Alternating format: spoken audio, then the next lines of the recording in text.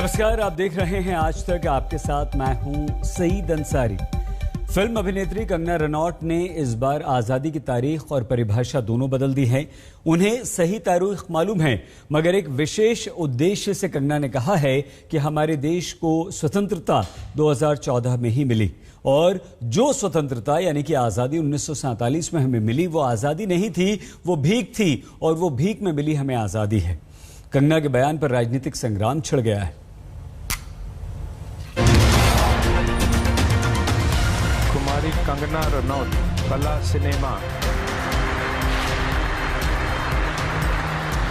पद्मश्री सम्मान ले रही कंगना की खुशी का ठिकाना नहीं है। हाथों में पद्म पुरस्कार और चेहरे पर विजयी मुस्कान। मगर अब यही मुस्कान और यही सम्मान विपक्षी नेताओं को कतई रास नहीं आ रहा है। वो इस सम्मान को वापस लेने की पुरजोर मांग कर रहे हैं। वजह है कंट्रोवर्सी क्वीन कंगना का भारत की आजादी को लेकर दिया गया ताजा और बेहद विवादित बयान। कंगना ने 1947 में देश को मिली आजादी को भीख में मिली आजादी बता दिया है। यही नहीं, कंगना ने कहा कि असली आजादी साल 2014 में मिली, जब देश में नरेंद्र मोदी की सरकार बनी थी। तो सबसे पहले आपको एक कार्यक्रम में दिया कंगना रनौत का वो पूरा बयान सुनाते हैं, जिस पर सियासी तूफान खड़ा हो गया है। कंगना ने कहा, आजादी अगर भीख में मिले तो क्या वो आजादी हो सकती है? सावरकर, रानी लक्ष्मीबाई, नेताजी सुभाष चंद्र बोस, इन लोगों की बात करूं तो ये लोग जानते थे कि खून बहेगा, लेकिन ये भी याद रहे कि हिंदुस्तानी का खून ना बहाए। उन्होंने आजादी की कीमत चुकाई, यकीनन, पर वो आजादी नहीं, वो भीख थी। और जो आजादी मिली है वो 2014 में मिली है। कंगना के इस बयान पर शिवसेना और कांग्रेस हमलावर हैं, मगर सबसे करारा जवाब बीजेपी के खिलाफ बागी तेवर अख्तियार कर चुके वरुण गांधी ने दिया है। कभी महात्मा गांधी जी के त्याग और तपस्या का अपमान, कभी उनके हत्यारे का सम्मान, और अब शहीद मंगल पांडे से लेकर रानी लक्ष्मीबाई, भगत सिंह, चंद्रशेखर आजाद, नेताजी सुभाष चंद्र बोस और लाखों स्वतंत्रता सेनानियों की कुर्बानियों का तिरस्कार। इस सोच को मैं पागलपन कहूं या फिर देशद्रोह? वरुण गांधी नहीं, कांग्रेस, शिवसेना, आम आदमी पार्टी समेत कई विपक्षी दलों ने कंगना के बयान को राजद्रोह करार दिया है। शिवसेना और आम आदमी पार्टी ने कहा है कि कंगना के खिलाफ देशद्रोह का मुकदमा दर्ज होना चाहिए। वहीं कई विपक्षी दलों के कई नेताओं ने कंगना को हाल ही में मिला पद्मश्री सम्मान वापस लेने की मांग कर दी है।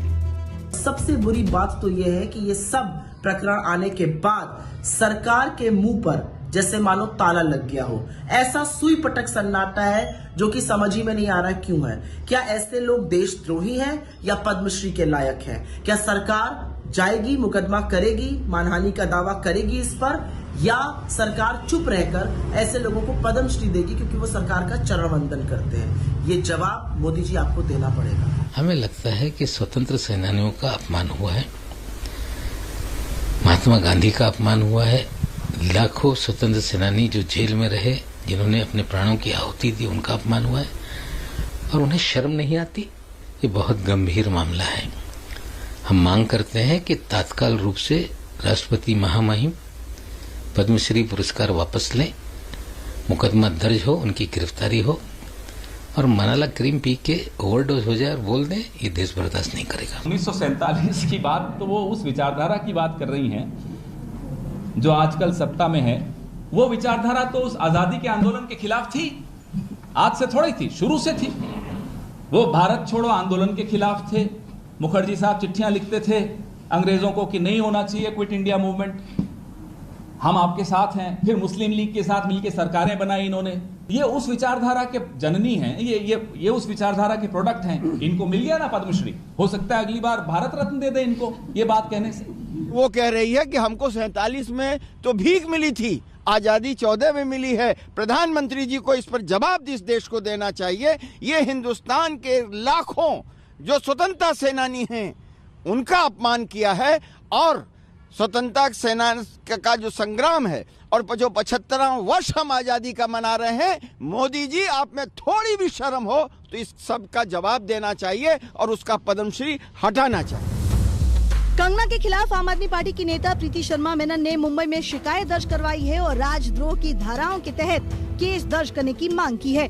वहीं शिवसेना नेता नीलम गोरेह ने कहा कि कंगना रनौत पर देशद्रोह का मुकदमा दर्ज होना चाहिए और उनका पद्मश्री पुरस्कार भी वापस ले लेना चाहिए। महिला कांग्रेस ने राष्ट्रपति को पत्र लिखकर कंगना का पद्मश्री वापस लेने की मांग की है। दिल्ली में सुप्रिया भारद्वाज के साथ आज तक ब्यूरो। कंगना रनौत के बयान को लेकर शिवसेना उन पर हमलावर है। आज तक से विशेष बातचीत में संजय राउत ने कहा, कौन है कंगना? आजादी के बारे में कंगना जानती कितना है? कंगना रनौत ने एक विवादास्पद बयान दे दिया है। उन्होंने कहा कि जो पहले आजादी मिली थी 1947 में, वो गांधी जी को भीख में मिली थी। गांधी जी की बात नहीं है। सबसे पहले ये विवादास्पद बयान नहीं है, ये देशद्रोही, राष्ट्रद्रोही बयान है। हमारे देश का जो स्वतंत्रता संग्राम है, 150 साल तक हम गुलामी के खिलाफ लड़ते रहे। हमारे लोगों ने आज़ादी के लिए खून बहाया, बलिदान दिया। सभी लोग हैं उसमें, तात्या टोपे से लेकर झांसी की रानी, क्रांतिवीर फड़के, मदन लाल धिंगरा, भगत सिंह, सुखदेव, कितने नाम ले सकते, अशफाक उल्लाह खां, वीर सावरकर, हाँ, ऐसे कितने लोग जेल में गए। काला पानी, हाँ, क्या मालूम है ये लड़की को, कौन है ये लड़की? 2014 में अगर आपका इतिहास, अब नया इतिहास लिखने का जिम्मा आपको सरकार ने सौंपा है क्या? केंद्र सरकार ने।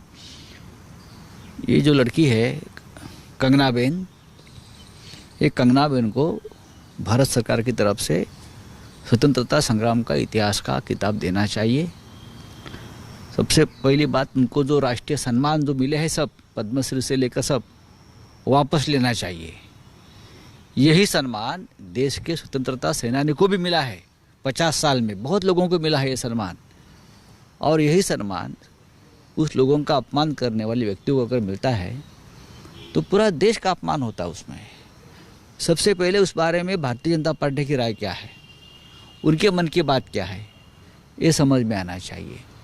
कोई भी आता है, हाँ, और कुछ भी बकता है और हम लोग तालियां बजाएंगे, राष्ट्रपति भवन से लेकर और चांदल के मंच तक, लोगों को गुस्सा नहीं आता? अगर और कोई पार्टी की व्यक्ति इस प्रकार का बयान देती तो भारतीय जनता पार्टी ने कितना बड़ा तांडव शुरू किया होगा। लेकिन ये कंगना बेन के बारे में सब चुप क्यों है? कौन लगते हैं कंगना बेन आपकी? छोड़ दीजिए। कंगना का ये बयान उस समय आया जब मोदी सरकार पूरे देश में आजादी का अमृत महोत्सव मना रही है। आजादी के 75वें साल में इस महोत्सव की शुरुआत खुद प्रधानमंत्री नरेंद्र मोदी ने की थी। अब कंगना के बयान पर विपक्ष उनसे भी जवाब मांग रहा है।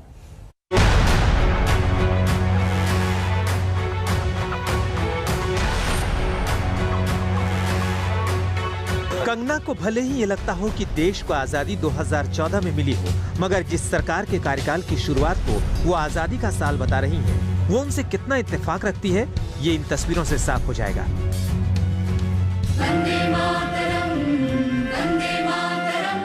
मोदी सरकार आजादी के 75वें साल पर आजादी का अमृत महोत्सव मना रही है।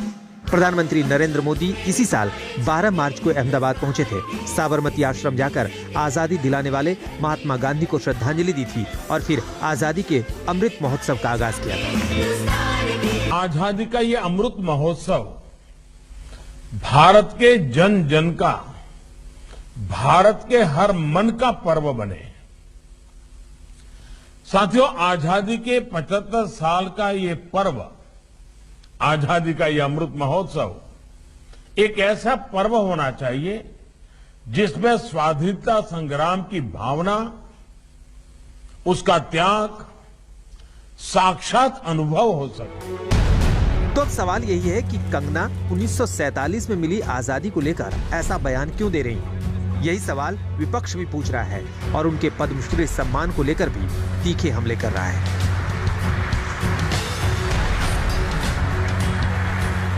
क्या हमारी विरासत का अपमान नहीं है? क्या इस पर ये एंटी नेशनल नहीं है? ये देशभक्त हैं। उसी तरह के देशभक्त जिसके बारे में टिप्पणी की थी भोपाल की एमपी ने। मैं समझता हूं कि सरकार को, प्रधानमंत्री जी को संज्ञान लेना चाहिए, क्योंकि उनके सारे रेटरिक, सबका साथ, सबका विकास, सबका विश्वास, अमृत महोत्सव, सब बेमानी है, जमींदोज है। अगर इस तरह के बयान चल रहे हैं और तालियां बज रही हैं। पुणे में कंगना रनौत के बयान से भड़की एनसीपी सड़कों पर उतर आई। कंगना रनौत को देशद्रोही करार दिया।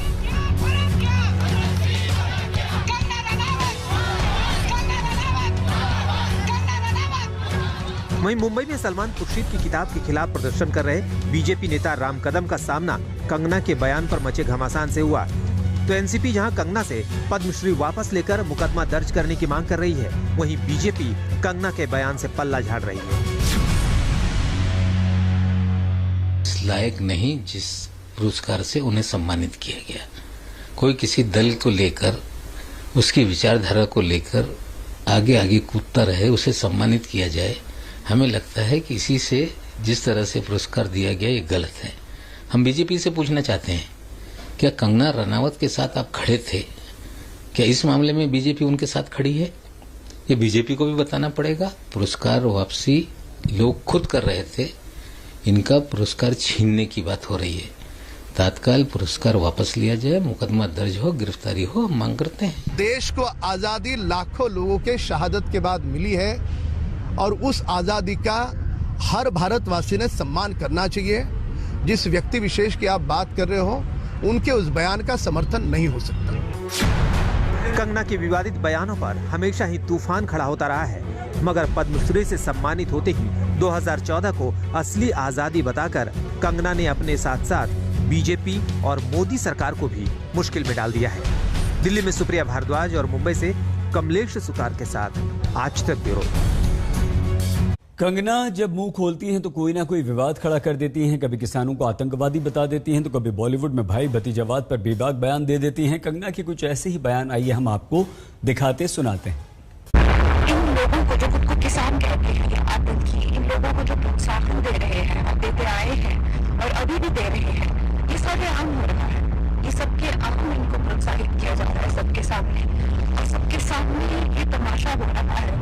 आज दुनिया में हम मजाक बन के रह गए हैं, कुछ हमारी इज्जत नहीं रही है। जब भी देखो हम गवारों की तरह, चाहे कोई दूसरे देश का प्राइम मिनिस्टर आए या कुछ आए, कभी भी नंगे होकर बैठ जाते हैं।